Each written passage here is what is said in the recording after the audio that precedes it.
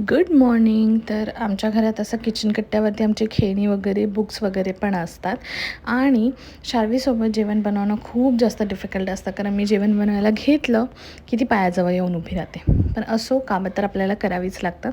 एकीकडे कुकर लावला होता, चहा बनवून घेतला होता आणि सगळ्यात जास्त कंटाळा आहे मला हे लसूण सोलायचा, पण करावं लागतं. तर मग मी ते केलं आणि सकाळी इतकी घाई असते ना की सगळी कामं आटपायची असतात. मग मी उभा राहूनच इथे माझा चहा घेतला आणि त्याच्यानंतर पटापट जेवण बनवायला घेतलं. आज मेन्यूमध्ये होतं छोलेची भाजी, डाळ भात, चपाती आणि इथे मी पटापट डाळीला आणि छोलेच्या भाजीला फोडणी देऊन घेतली.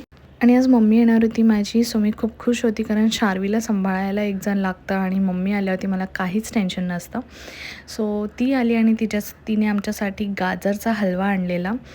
मस्त असा गाजरचा हलवा एन्जॉय केला आणि मम्मी जाताना शार्वीमुळे मम्मीचाही पाय निघत नव्हता आणि शार्वी पण रडायला लागली, कारण मम्मी चालली होती म्हणून.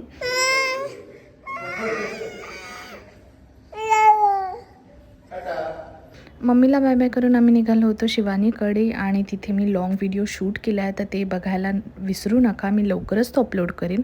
तोपर्यंत बाय.